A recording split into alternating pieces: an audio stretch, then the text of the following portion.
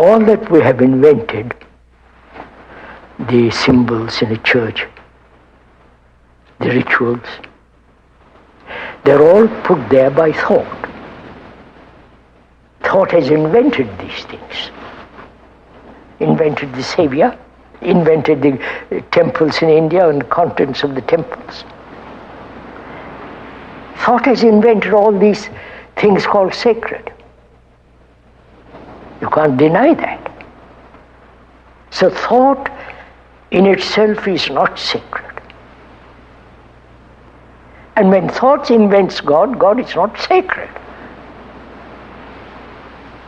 So, what is sacred? That can only be understood or happen when there is complete freedom from fear, from sorrow, and when there is this sense of love and compassion with its own intelligence. Then, when the mind is utterly still, that which is sacred can take place.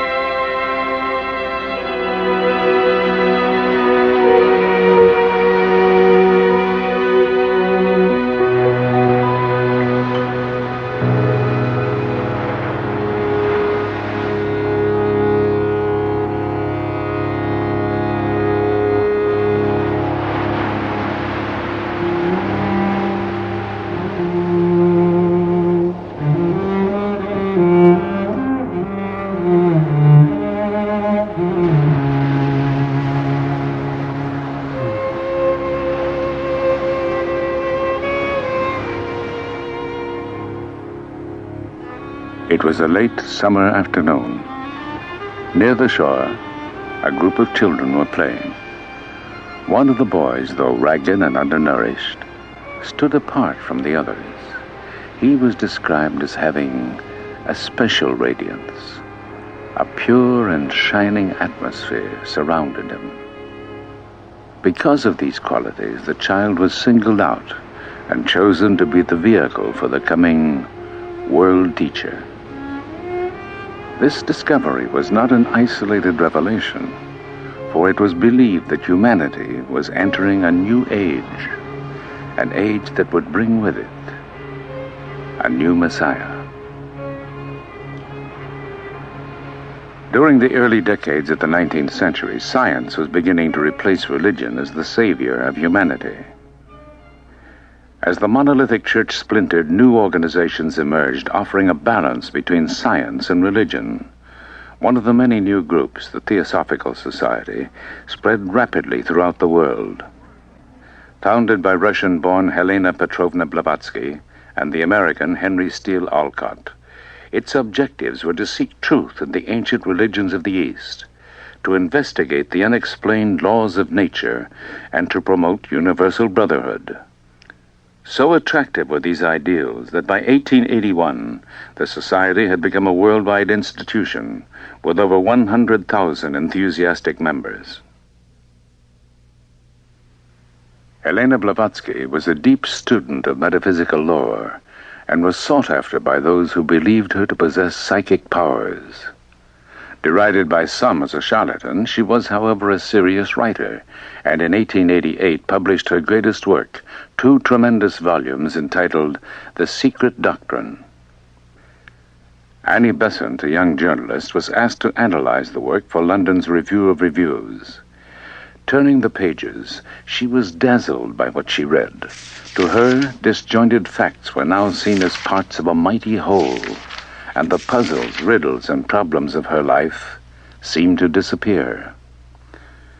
Within weeks, Annie Besant made a lifelong commitment to Theosophy. This sudden step was not out of character for the impetuous Mrs. Besant. She was already well known to Victorian England as an orator, educator, energetic feminist, and a pioneer on behalf of the emerging labor movement. She organized a strike of match girls at Bryant and May's factory. Her sense of social justice led her to become a Fabian socialist along with Sidney Webb, George Bernard Shaw, and Ramsay MacDonald. After Blavatsky's death, Annie Besant became head of the society and the most influential force for the theosophical ideal. It was she who forged Blavatsky's unwieldy philosophy into a popular movement. Many of the world's religions speak of a hero or savior who appears in a time of crisis to help mankind. In The Secret Doctrine, Blavatsky described how such a teacher would define truth in terms suitable for a new civilization. Over the years, this theme had been developing in Besant's mind. By 1900, she was convinced that the time had come for the reappearance of a great spiritual leader. Even now, she was lecturing in India, Europe, and the United States on the coming of a world teacher. Expectations were spreading throughout the society, and thousands thronged to hear her lectures. Charles Webster Leadbeater was another leading member of the society.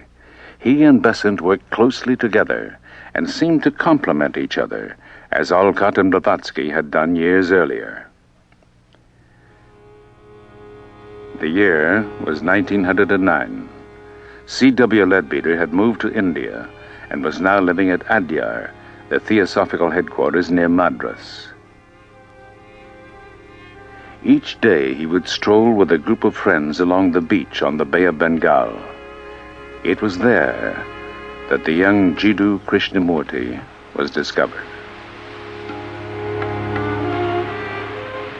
In spite of the child's thin, uncared-for appearance, Leadbeater saw a quality so remarkable that he announced that this Brahmin boy would fulfill the long-awaited prophecy. Krishnamurti was to be prepared as a vehicle for the world teacher.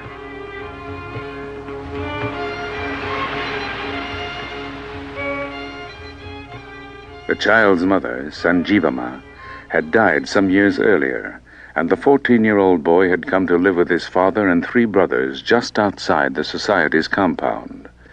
The dreamy boy suffered from malaria, and illness often kept him from school. He was unassuming and yielded easily to the suggestions of others. He seemed to live in another world, often oblivious to what was going on around him. There was a curious emptiness. Krishnamurti and his younger brother Nityananda were especially close, and when told of the opportunity of being prepared for great things, he refused unless Nietzsche could be with him. On November 27, 1909, Annie Besant returned to India and met the brothers for the first time. An affectionate bond was formed as she became to the shy Krishnamurti a mother, teacher, and friend. To Annie Besant, the responsibility for guiding the boy's future became a sacred trust. It was decided that the time had come to introduce Krishnamurti to the world. For this purpose, the Order of the Star in the East was formed. With Krishnamurti as its nominal head and under the guidance of Annie Besant, the order hoped to prepare its members to accept the world teacher and his message. During the Theosophical Convention held at Benares that year, nearly 400 new members joined the Order of the Star. A glorious future was foreseen as members spoke of the second coming. In a wave of emotion, the new members fell at the boy's feet, and Mrs. Besant publicly announced that Krishnamurti was to indeed become the vehicle for the world teacher. By the end of 1911, the mold had been cast, and the destiny of the young boy seemed assured. Narayana, the boy's father, was not as easily convinced.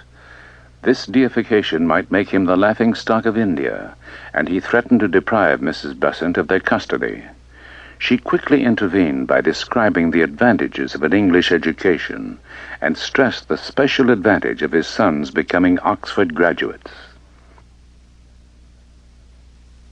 On January 19, 1912, Narayana signed a document allowing Krishnamurti and Nitya to be taken to England. He was unaware that it would be 10 years and involve a lengthy lawsuit before his sons were to return.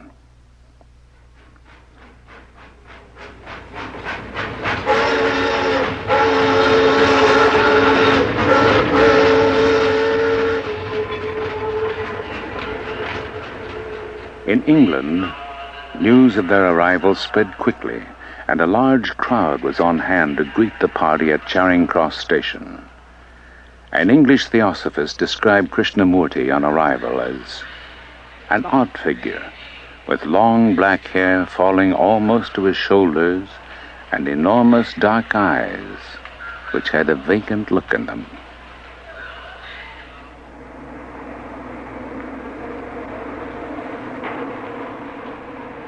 When I went to Europe for the first time, I lived among people who were wealthy and well-educated, who held positions of social authority. I walked about the streets, watching the faces of people. I went to theaters.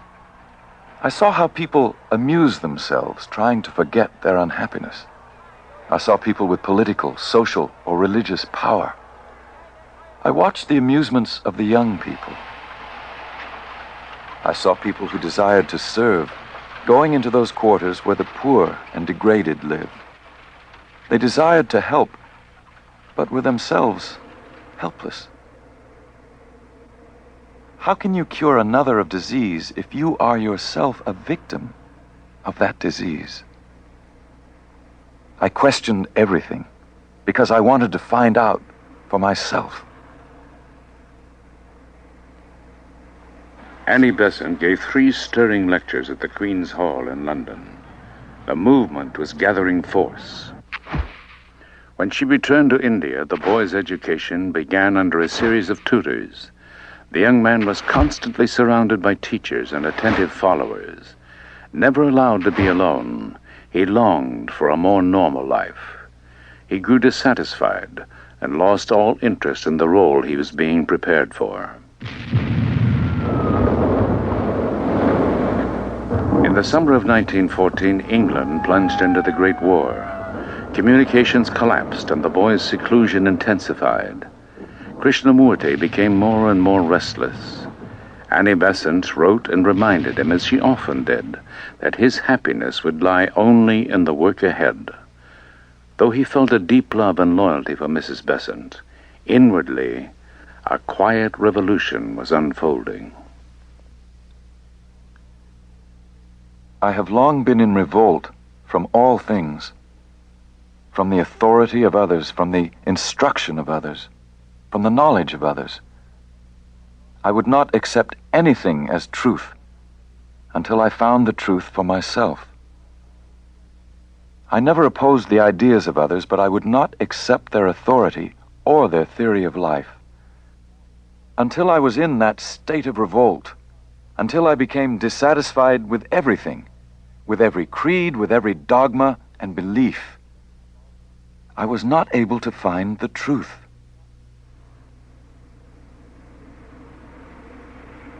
The boys worked hard to pass their college entrance examinations. Nitya had little difficulty, but Krishnamurti was a slow and indifferent student. To everyone's disappointment, it became clear that he would not be accepted by either Oxford or Cambridge. The close of the war in 1918 brought increased activity among theosophists. In India, Annie Besant was deeply absorbed in problems of education and political action. She was in the forefront of the struggle for Indian independence, along with Gandhi and others. But in her lectures, she continued to proclaim the importance of the world teacher and his message for humanity. Krishnamurti was maturing slowly, and after a 10-year absence from his native country, it was decided that his work would begin at Adyar. In late December, the brothers arrived in Bombay. For Mrs. Besant, the long-awaited day had finally come as the two brothers, who left as boys, returned as men.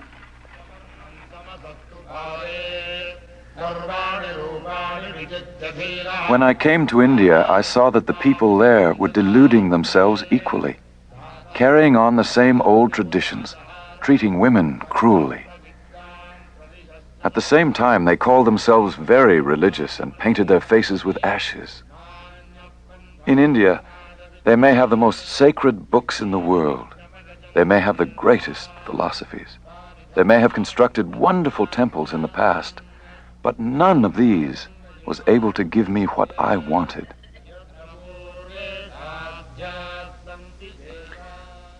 As head of the Order of the Star, the shy young man plunged into his work. He wrote numerous books and articles for Star publications. There were lectures to give and meetings to attend. The brothers undertook a heavy schedule, speaking in India, England, Australia, and Europe. These travels became a heavy strain on Nietzsche. He became ill and was diagnosed as having tuberculosis.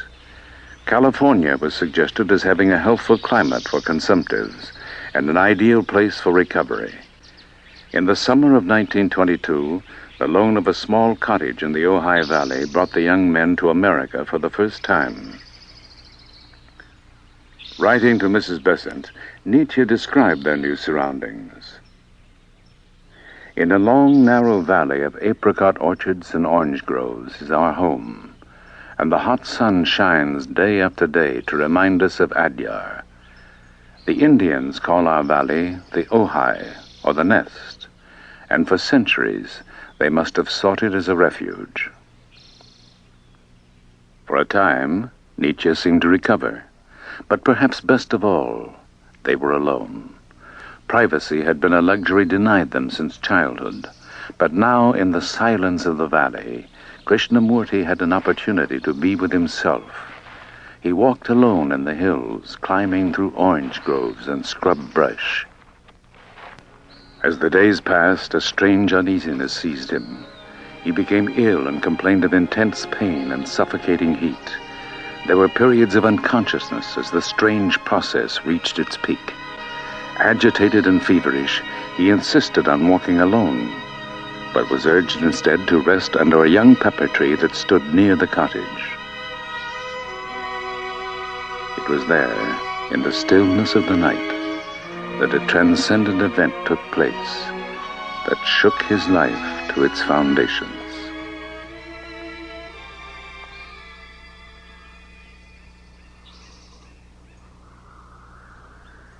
I could feel the wind passing through the trees and the little ant on the blade of grass. I could feel the birds, the dust, and every noise was a part of me. I was in everything, or rather everything was in me. I was supremely happy, for I had seen. Nothing could ever be the same. I have drunk at the clear and pure waters of the fountain of life, and my thirst was appeased. Never more could I be thirsty. Never more could I be in utter darkness. I have touched the compassion which heals all sorrow and suffering. It is not for myself, but for the world.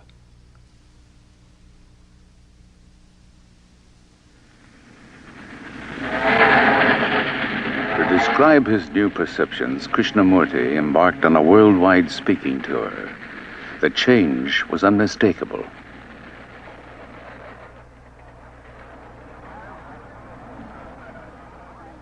Everywhere, among all people, there is a search for something hidden, for some realization which will give greater knowledge, greater vision, greater understanding, and this the people call truth.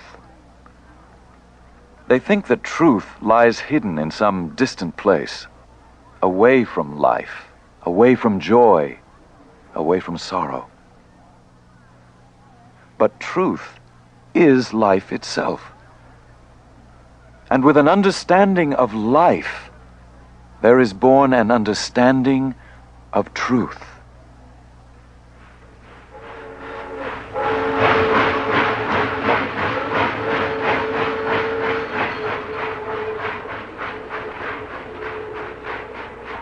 While traveling, a sudden hemorrhage brought back fears for Nietzsche's health. He was weak in high fever and racked with coughing. It was decided that the brothers should again return to the dry climate of the Ojai Valley.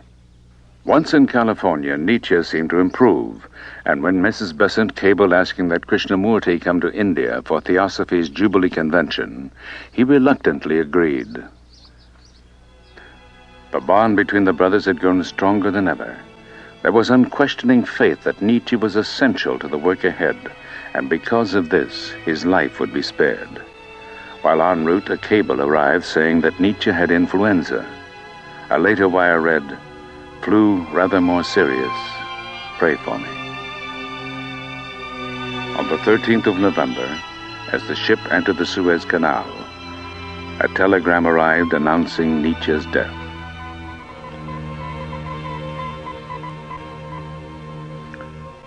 The news broke Krishnamurti completely. It did more. His entire philosophy of life, the implicit faith in the future, and Nietzsche's vital part in it all, appeared to be shattered at that moment.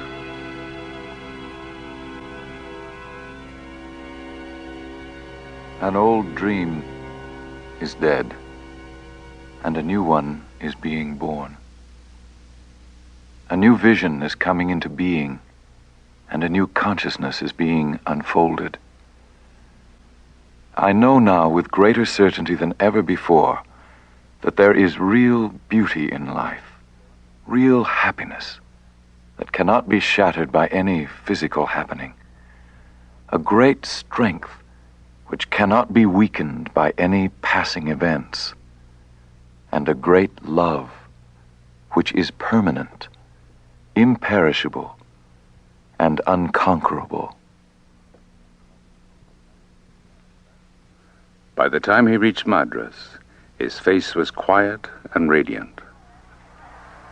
The Jubilee Convention of 1925 celebrated 50 years in the life of the Theosophical Society. Thousands attended the 4-day gatherings, and events were eagerly reported by newspapers around the world. A Star Congress followed the convention.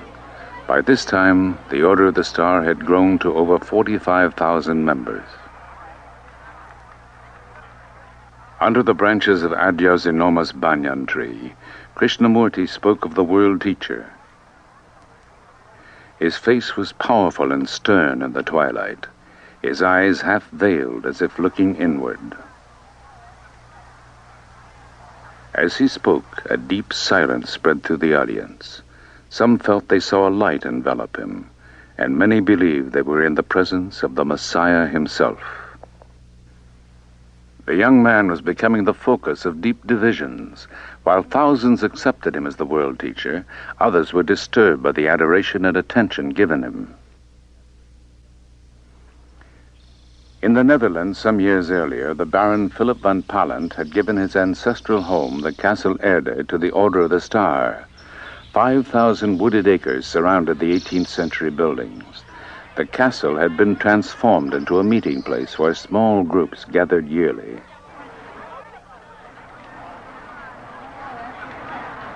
The change that was taking place in Krishnamurti was to intensify the following week at the Omen Star Camp of 1926.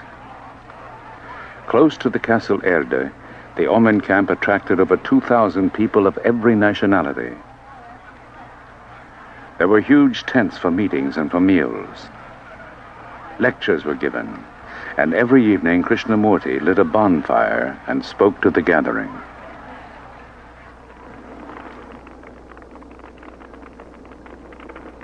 In order to be happy, need we have religions?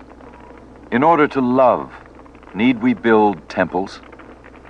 Truth cannot be found in the dark sanctuary of temples, nor in the well-lit halls of organized societies. Neither can it be found in books, nor in ceremonies. Go down to the sea, where the breezes are blowing and the waves are breaking over each other. You want to gather and bind all that beauty into a narrow temple. Do not allow your mind or your heart to be bound by anything or anyone. If you do, you will establish another religion, another temple. You must not create little gods and worship at little shrines. Who wants to worship by the light of one candle when you can have the sun?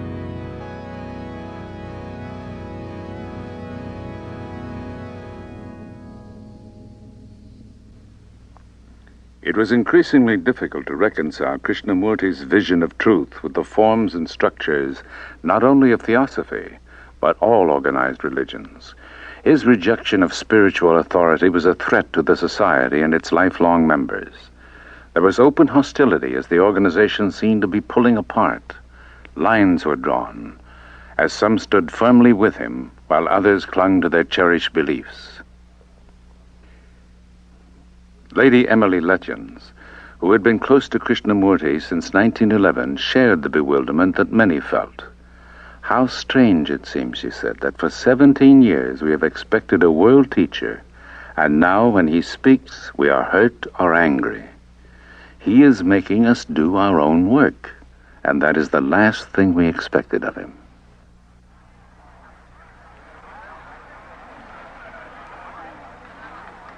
In May of 1928, the first Ojai Star Camp was held under the evergreen oak trees of Southern California.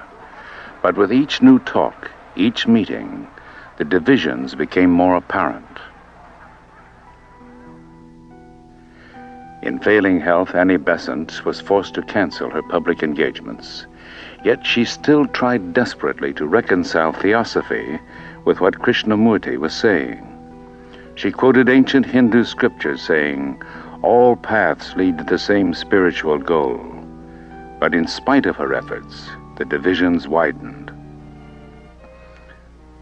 There were no gentle platitudes.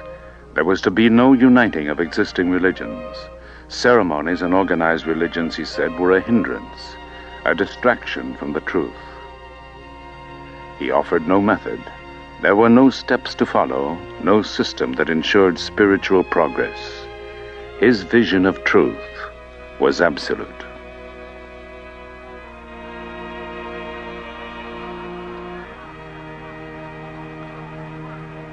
In the Netherlands on August 3rd, 1929, at the Oman Gathering, in the presence of Mrs. Besant and over 3,000 Star members, Krishnamurti dissolved the Order of the Star, freeing himself from all claims made for him.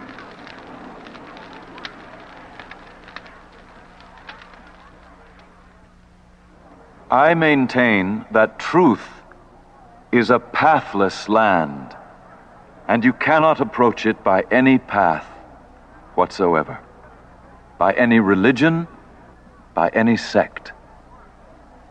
That is my point of view, and I adhere to that absolutely and unconditionally. Truth, being limitless, unconditioned, is unapproachable by any path whatsoever. It cannot be organized, nor should any organization be formed to lead or coerce people along any particular path. If an organization be created for this purpose, it becomes a crutch, a weakness, a bondage, and must cripple the individual and prevent him from the discovery of that absolute, unconditioned truth. You can form other organizations and expect someone else. With that, I am not concerned. My only concern is to set man absolutely and unconditionally free.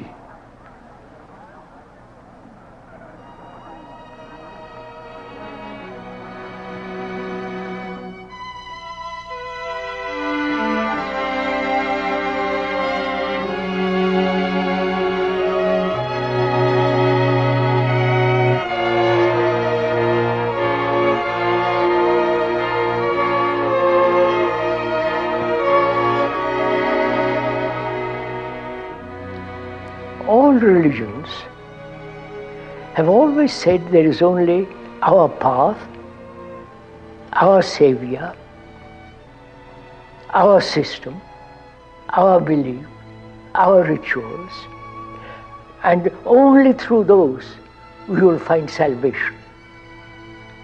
This has been the constant song of all religions.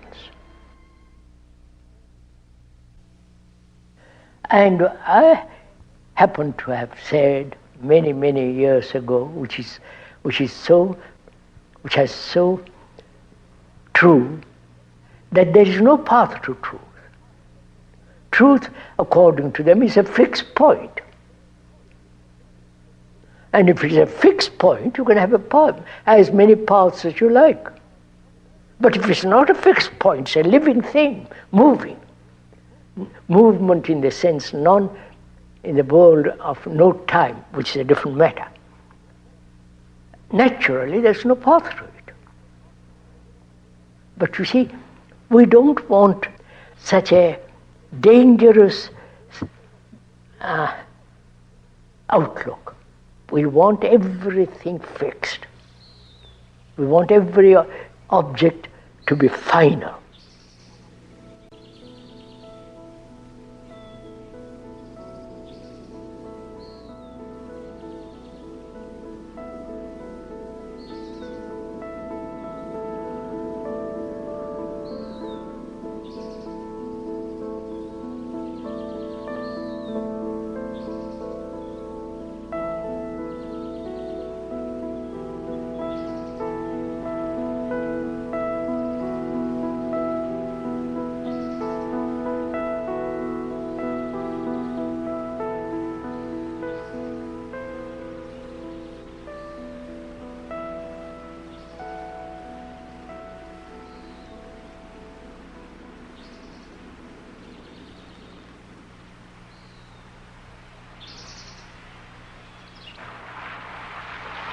I'd like to go into the question of what does it mean that a human being should bring about a deep, profound change in himself. We're asking, is it possible to bring about a fundamental psychological revolution? Deep, abiding, irrevocable change, transformation. One has lived as a limited, contained, narrow individual. And it's very, very difficult to see the truth that you are the rest of mankind. That in you is the whole of man.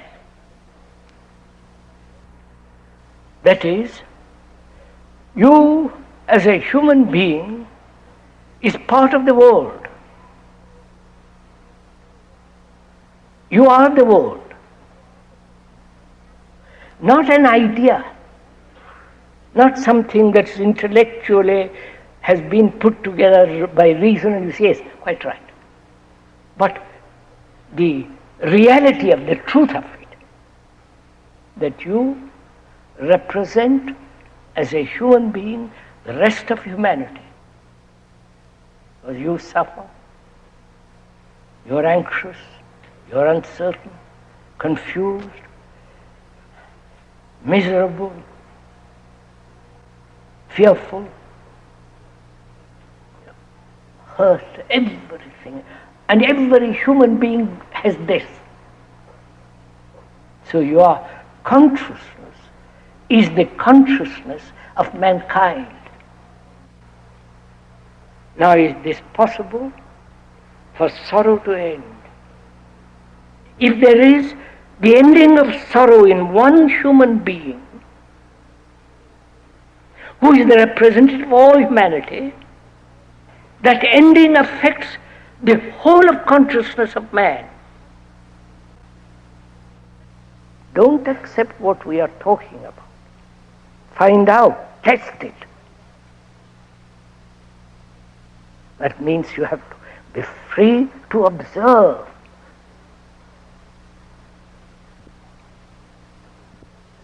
To observe without any wish, any longing, any pressure, to observe that is to observe a lovely flower.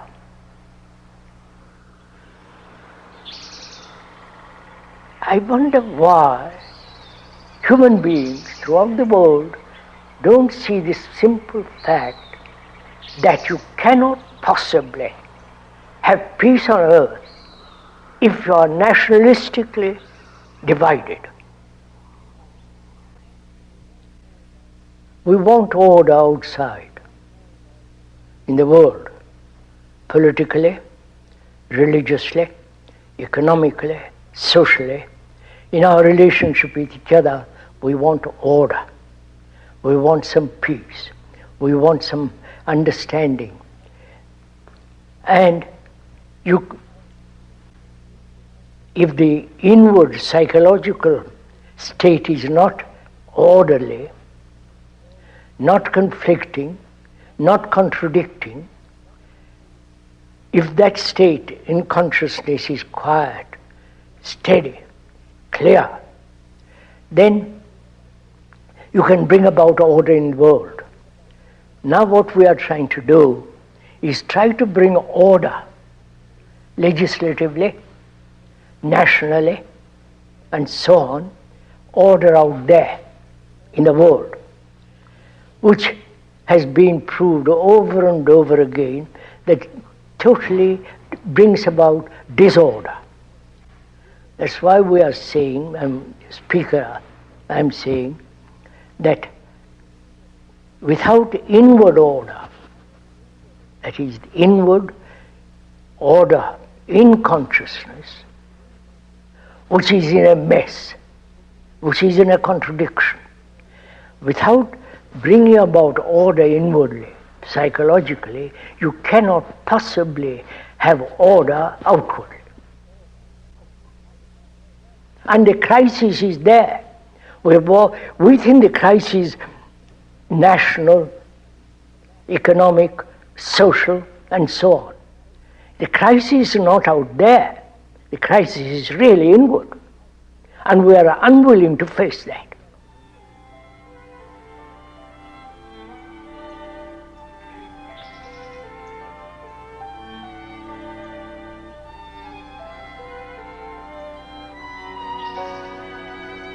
When I get X all by itself, what can we do next? Just thinking of your algebra, what kind of tools could we use?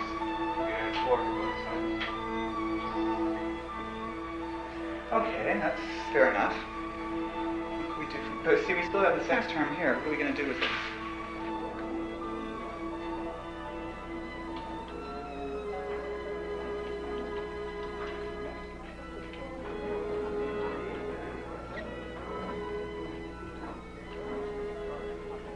It is our education, way of living and tradition and so on, that something can be given to somebody else.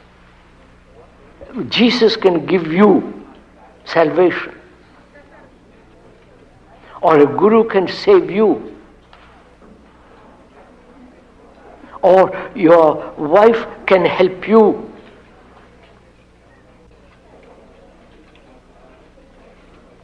That may be an old, worn-out tradition to which we are clinging. That may be a wrong approach altogether.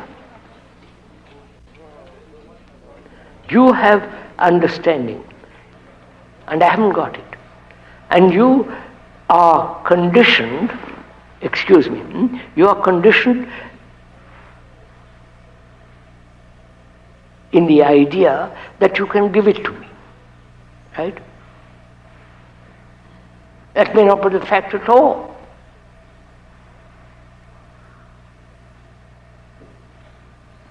Psychologically, inwardly, do you depend on somebody? Say, please help me to be free of my arrogance.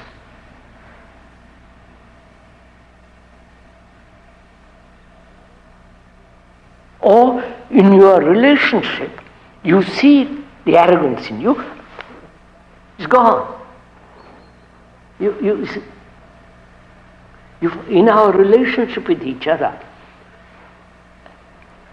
I'm observing myself, and in that observation I discover that I'm arrogant in our relationship.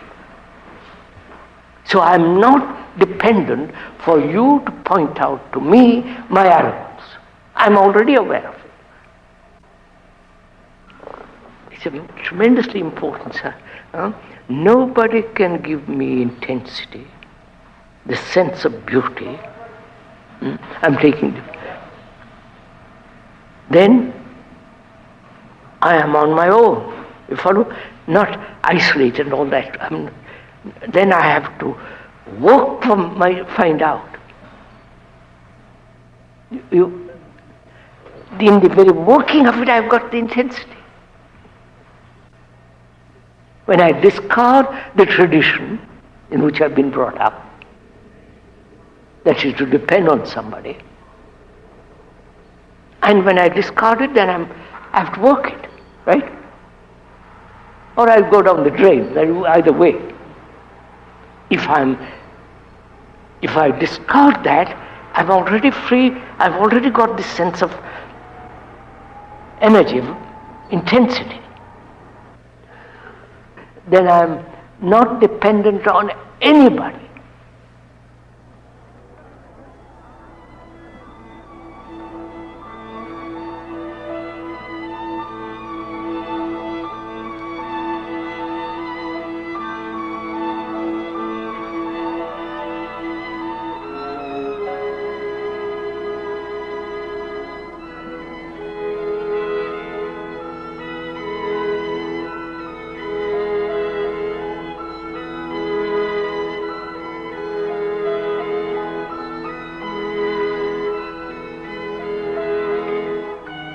Can I observe myself through relationship? Can I know myself fundamentally, basically, all the reactions, all the nuances, the subtleties of myself in relationship? Now, one's relationship with another is based on memory. Right? Would you accept it? On the various images, pictures, conclusions I have drawn about you and you have drawn about me. The various images that I have about you, wife, husband, girl, or boy, or friend, and so on. So there is always image making, right? This is simple, this is normal, this is actually goes on. When one is married or lives with a girl or a boy, every incident, every word, every action creates an image. No? Are we clear on this point? Don't agree with me, please. I'm not trying to persuade you to anything. But actually, you can see it for yourself. A word is registered. If it is pleasant, you purr. It's nice. If it is unpleasant, you immediately shrink from it. And that creates an image. The pleasure creates an image. The shrinking, the withdrawal creates an image. So, our actual relationship with each other is based on various subtle forms of pictures, images, and conclusions.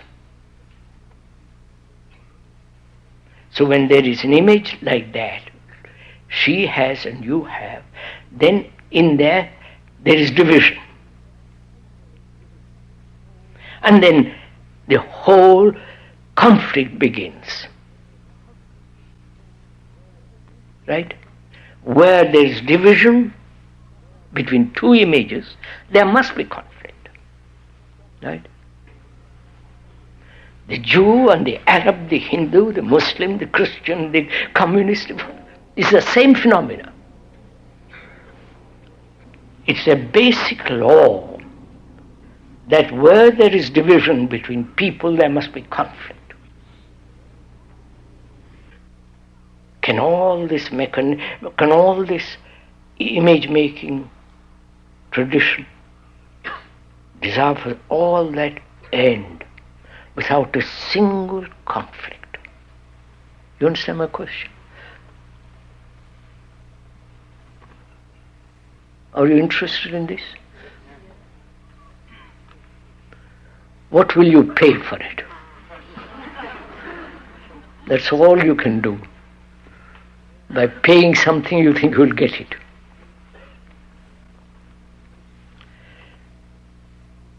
Now how can this mechanism of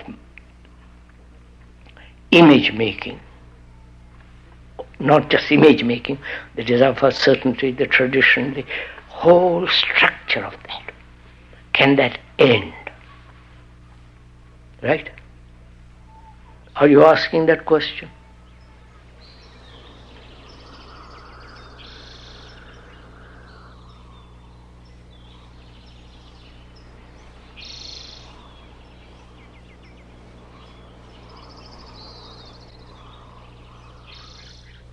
Who is there to tell you what to do?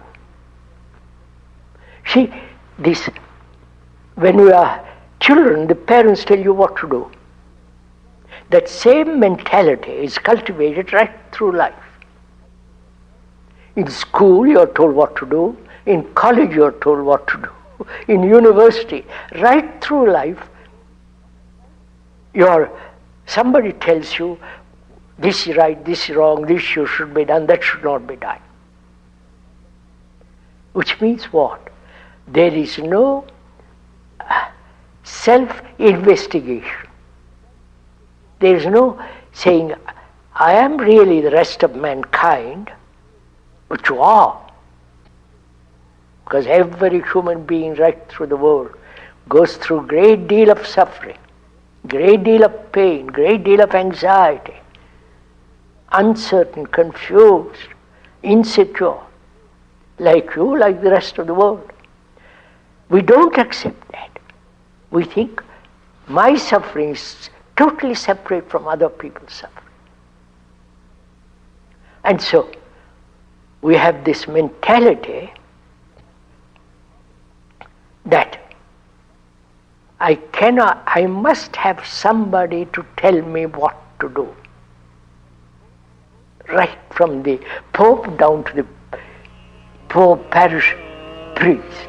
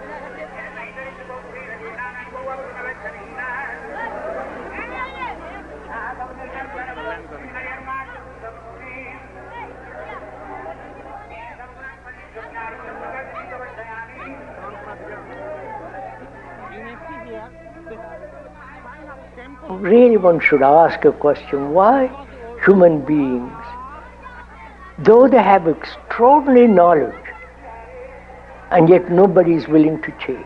Why? Is it that they find security in the habit, in the pattern? Your pattern, my pattern, the Christian pattern, the Hindu pattern, the Buddhist. They're all patterns. a way of thinking.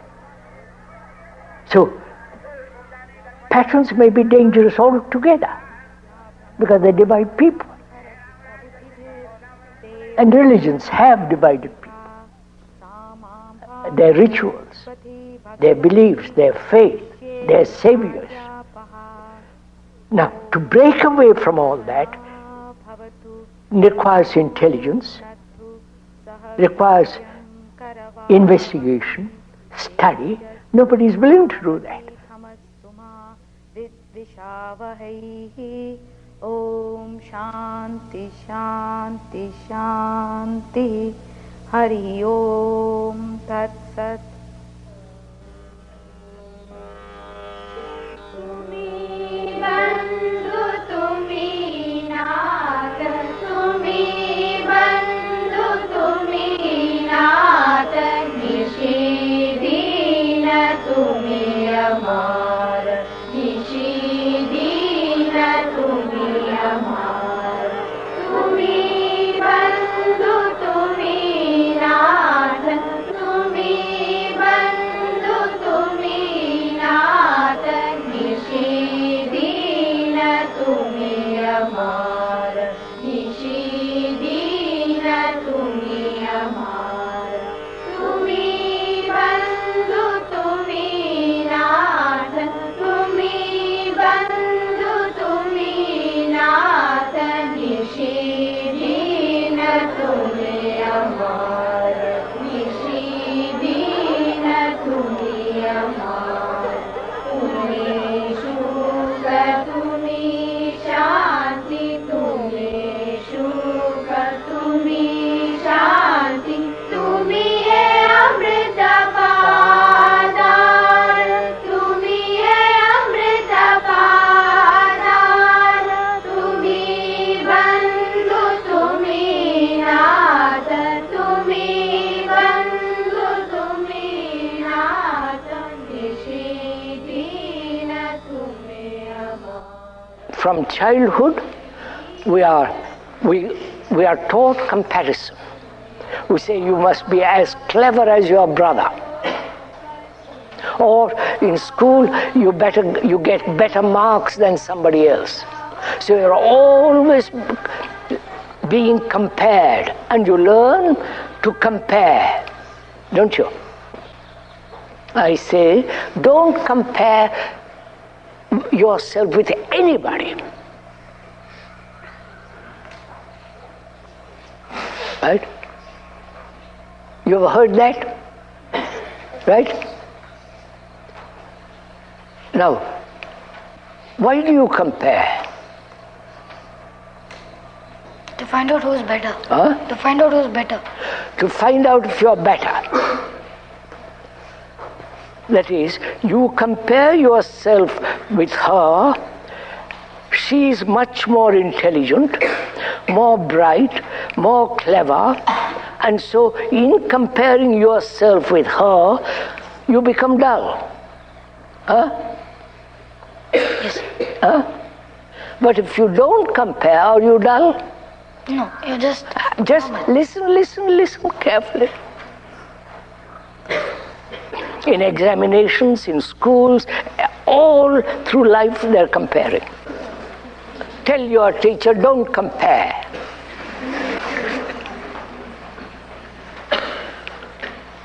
The relationship between the teacher and you, she knows more than you do, right? academically. Academically.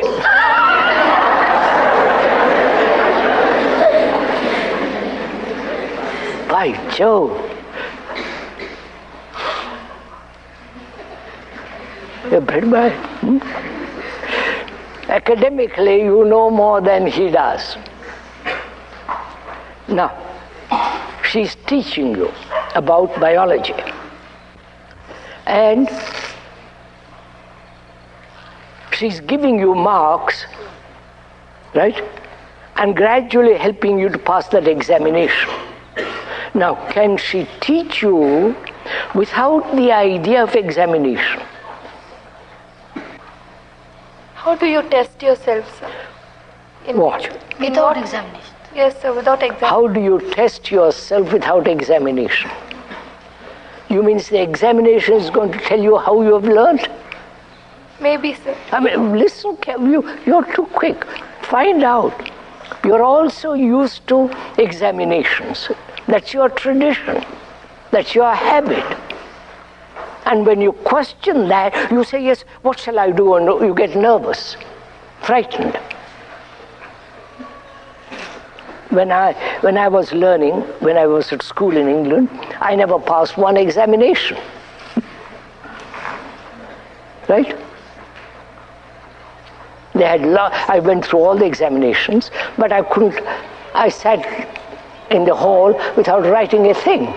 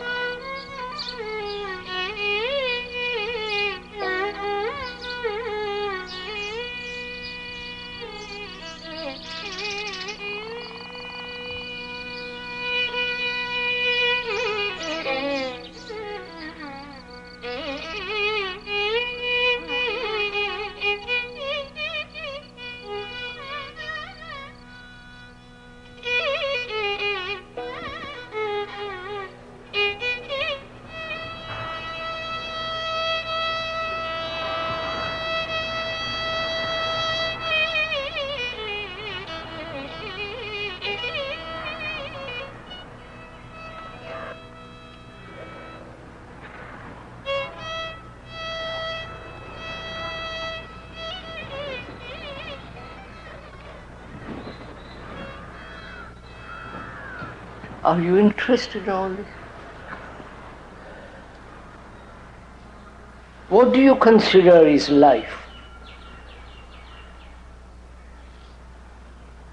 Your life. What is your life?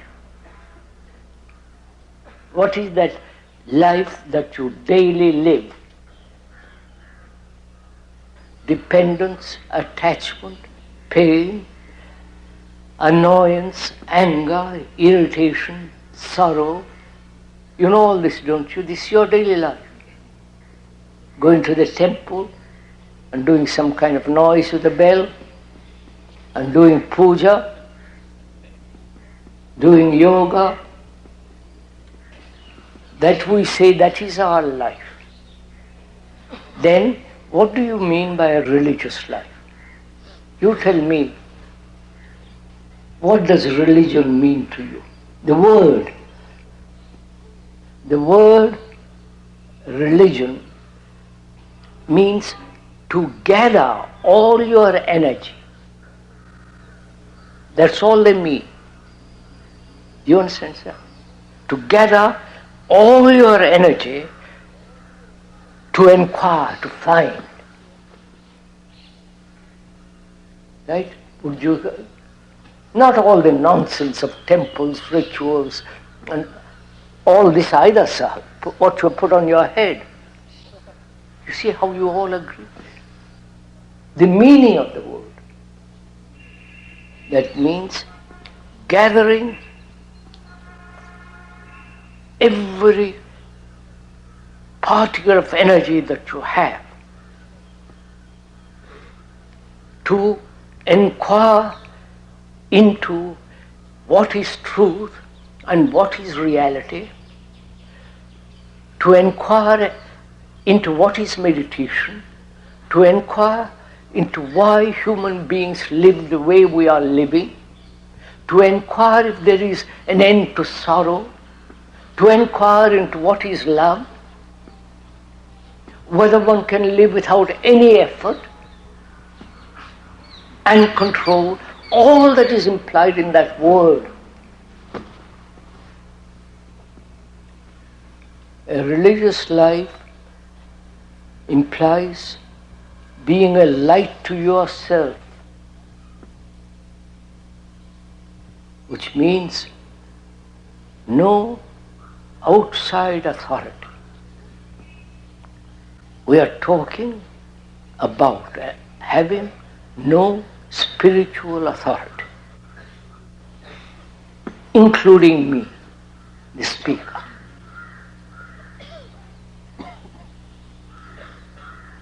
Have you any authority? Spiritual authority?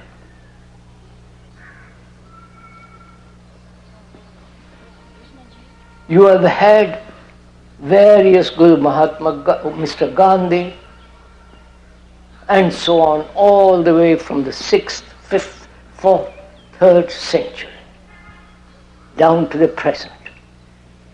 And where are you, having been led for these thousands of years? Where are you? Or you want to be still led?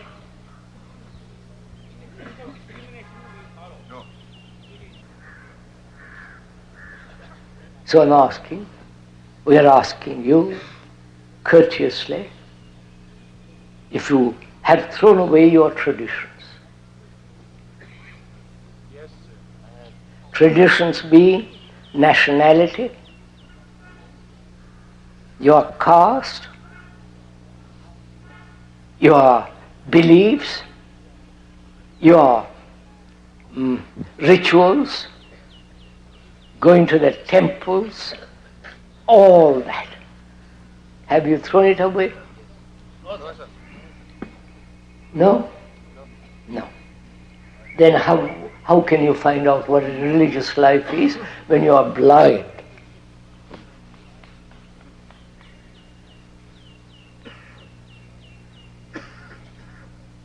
So you want to find out what a religious life is, and yet won't leave your little enclosure. Right?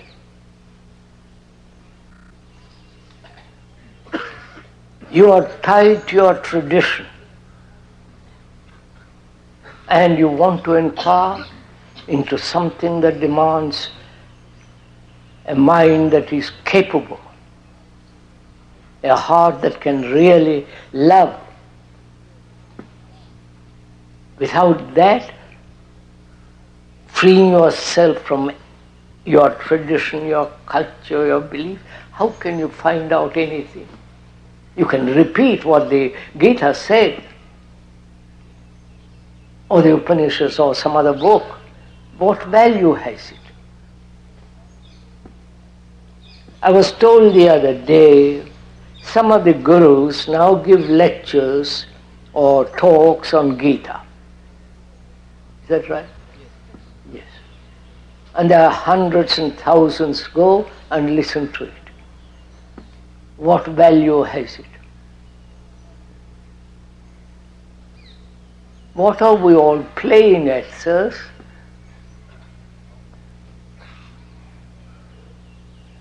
Apparently, one doesn't see one's own tragedy. Right, sir?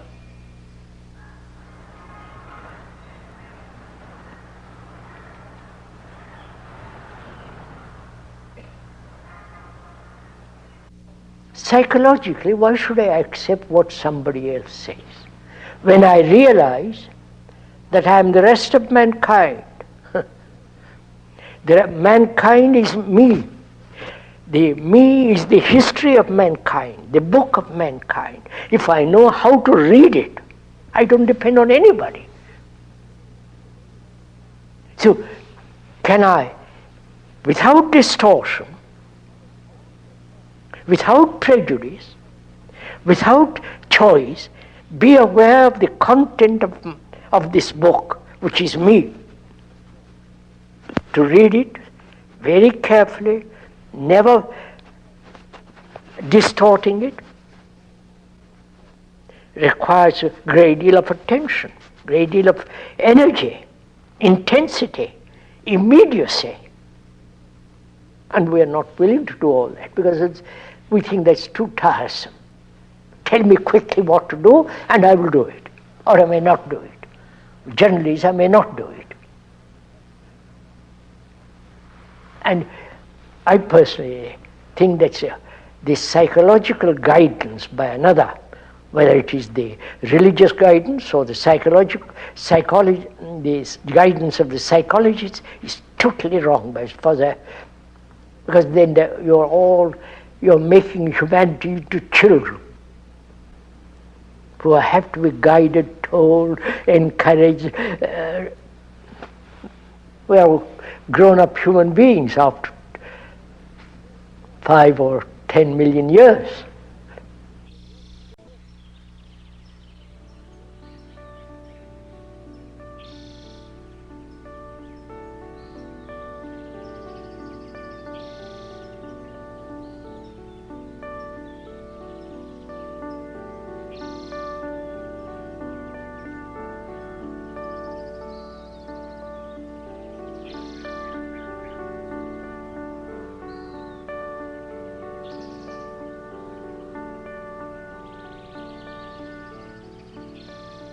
Through negation of what is not, the positive exists. That is, love is not desire. Love is not pleasure. Love is not a remembrance. It is as strong as death, as vital as life. And you see, love can only exist when there is no suffering. Suffering is personal. Suffering is also global. Man has suffered endlessly. And he tries to combine that suffering with what he calls love.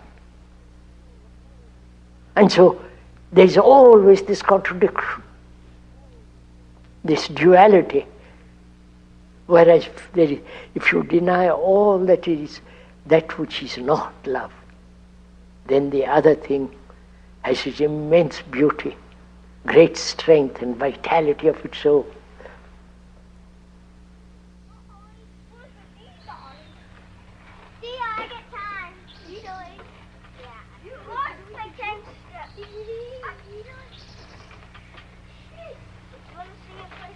And why do we have to learn mathematics, or why do we have to learn science? Because part of mathematics is order. 2 plus 2 plus 2 makes 6. That's order, right? In sequence it must be.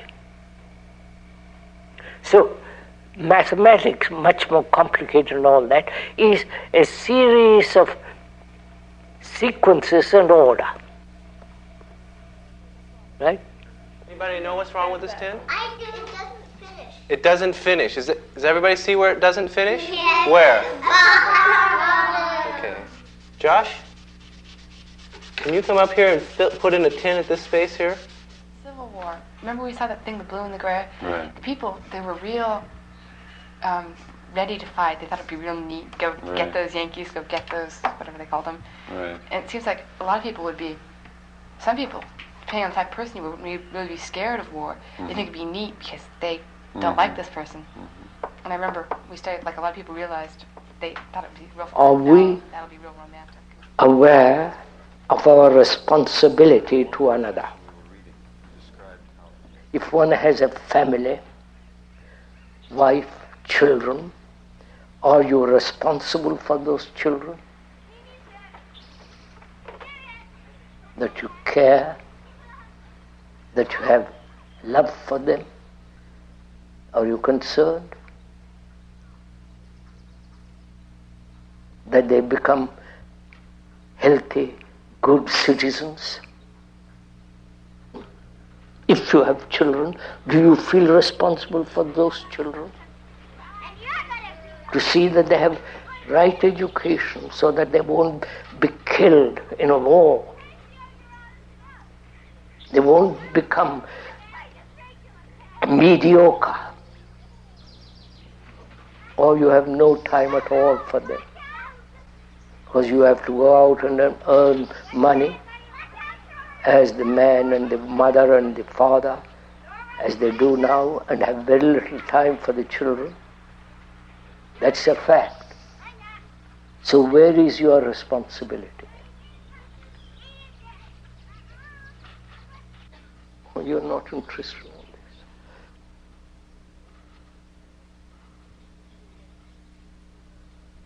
So one asks, what are you interested in?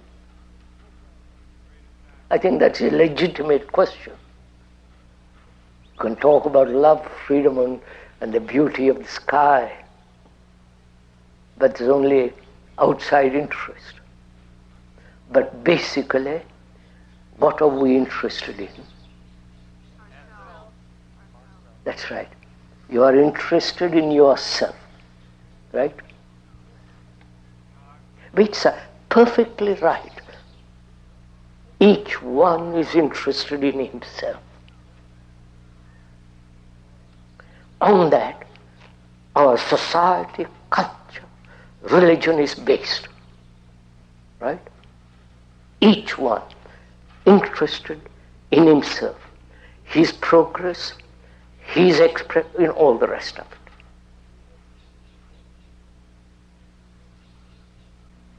Do you, as a human being, realize that we are all one, basically? Not as an idea, but as a fact. Because when you go to India, you see the misery, the confusion, the anxiety, the despair of people running to their petty little gods whom they have created. You come to Europe, it's exactly the same thing. They have got their Jesus, their Christ, they run, you follow? You come here, it's exactly the same. You understand, sir? First, to realize, not verbally, but in your heart, in your blood, in your whole thinking, that human beings right through the world go through the same agonies that one goes through. The loneliness, the despair, the depressions, the extraordinary uncertainty, insecurity, whether they live 10,000 miles away or 2,000 miles or here. They're all psychologically bound together. If one realizes that profoundly in your guts, in your blood, in your heart, in your mind, then you are responsible.